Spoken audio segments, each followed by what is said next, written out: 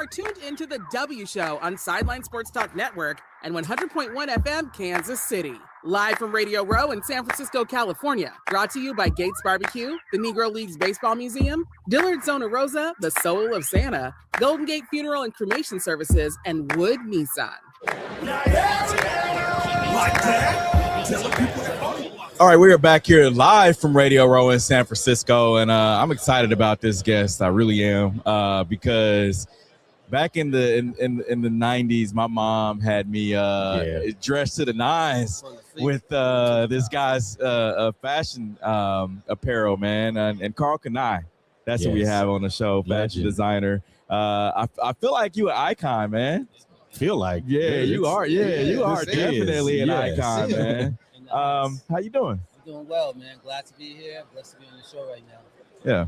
So talk about what you have going on right now. I know you have your first NIL deal going with a player from North Carolina. Can you talk about that? Yeah. So it's Kendrick, King Kendrick, high school basketball kid, got mad hops. You know, Kyrie Irving was a big fan of his. He's part of Kyrie Irving's camp. We just thought it'd be a good opportunity for Carl Kanai to get into the sports athletic business and to have young talent on our team. It's going to propel it to the next generation. Yeah, and I'm really just looking through, your Wikipedia. I mean, going from the Kanai Infinity to the Kanai Women and things like that. Like, what really pushes you to expand the brand like that? Because I mean, you've gone, from anywhere between both coasts. What really pushes you to make those next levels for the brand? Because I mean, you look at certain brands, they kind of stay within their within their wheelhouse. You're taking it a lot wider. Absolutely. I think sometimes people ask you this question. I think you have to fear something in life, and I fear failing. So every day we work up with one goal and one mission to take over. And I feel like when God gives you the opportunity to bless you, to have the opportunity to go out there and put your name on clothing and to style fashions, you got to take advantage of that. I'm saying, from day one, our goal has always been to dress the streets and propel Black culture to the next level. And that's how the name Kanai came about. Asking yourself that question: can I be successful? Can I be a Black man from the streets? So I just changed my name to Carl Kanai. Every day we have to answer that question. Yes, I can. All these years, I never knew that. I never knew that. So my name is legally changed to Carl Kanai. Now, when I became a citizen in 1998, I changed it legally to Carl Kanai. Wow. Yeah, definitely. I love it. Yeah, it's crazy because you think about just the different brands, and you can say Carl Kanai, people be like, they have the memories that come back. Right. Do you understand like how big your name is? Yeah, what really hit me is when the Martin Show did an episode. Yes. On Carl Kanai. I was like, man, this is crazy, man. Like, I was just trying to make clothing, man. You know what I'm saying? But one thing I would tell you is, like, every day you just wake up laser focused. And I think this started when I was a young kid. I was just shoveling snow at 11, 12 years old. My parents didn't have the money to buy me sneakers. So I would get. And sometimes I figure, like, in life, it's not the gift your parents gave you. It's the gift they didn't give me. Because I was asking for this clothing and sneakers I didn't need. My mother told me to go find yourself a job. That's what you want. So my mother would have gave me these things. I don't know if my job would have been the way it is to this day. You know what I'm saying? So I think about that even with my kids. Sometimes as you want to please your kids and get them everything, sometimes you give them everything they're yearning to achieve on their own is not the same. Do you have anything new coming up? Yeah, so something really big for Super Bowl. We're dressing Coco Jones for Super Bowl. Yes. We're singing the national anthem. We're Carl Kanai. Okay. So through my friends on Car, we redesigned some vintage pieces that we had. And I'll just give you guys a little hint of what it's going to look like. She's redoing on the next level Whitney Houston's performance at Super Bowl. Oh, yeah, so it's really? An amazing look that we're trying to do. So just think about Whitney Houston's look. Yeah. Elevated to a different level now. Okay. Yeah, definitely. And so do you look at, like, when you're watching TV or on socials or different things, do you see certain people like a Coco Jones? Because she's very stylish. Like, you never see her have an off day. Like, the face card is always on. But do you see certain people and then see a billboard and then get inspired for designs or even just like any type of concepts? Absolutely. We're always looking. It's all about energy too. Like even when we started back in the days, like when we had ad campaigns with Tupac, Nas, Biggie, Dr. Dre, Lil Kim, all those artists like that. It was an energy thing that pulled us to those artists, and it's kind of just felt to tone.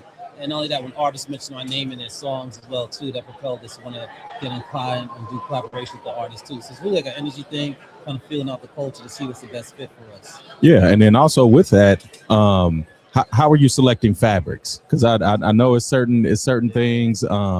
You know, when you get to the fabric store, you're looking at certain things. Is that the same thing? Like how you feel when you touch it and see it and things? Like how do you go in that selection process? Yeah, I'll tell you from day one, our goal has always been like when we first started, we knew what we had, what the journey was ahead of us. We had to convince guys on the streets that there's an alternative to Tommy Hilfiger, Ralph Lauren, Calvin Klein, Giorgio Armani, and Guess, right?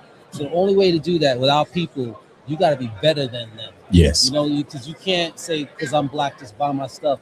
That's not what it's about. So when we came out with our first collection back in the 90s, we used the most heaviest fleece you could find on the market, 20-ounce fleece. As Polo them was using 16-ounce, we used 20-ounce. They were using 10-ounce denim, we used 14-ounce denim. Yeah. We started giving brothers the hookups that they wanted. Because we knew what the taste level of our people wanted. It wasn't out there in the fit that we wanted, but we knew quality level and taste level had to be better than what was out there. So to this day, we try to strive for the same thing. Yeah, definitely. And so, because even in the 90s, you really focused on a lot of like colors. I know that was the early 90s. A lot of colors were different things. What do you think you're looking at going into the 2030s? Yeah, you know, it's funny now.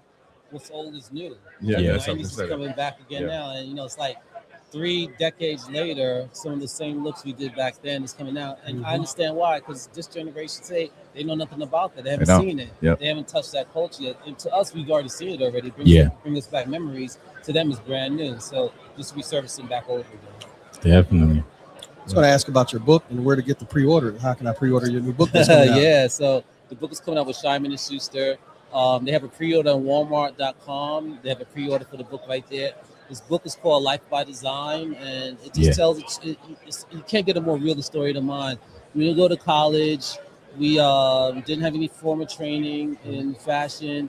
We just took our street hustle and just applied it to the business world and stayed laser focused every single day on one common goal. Now, do you because like you said, the it's kind of a rewind, right? Like everybody's wearing things that they've worn in the 90s. Have you seen anybody like in Carcanine that you like, dang, I remember I did that. Yeah, let me.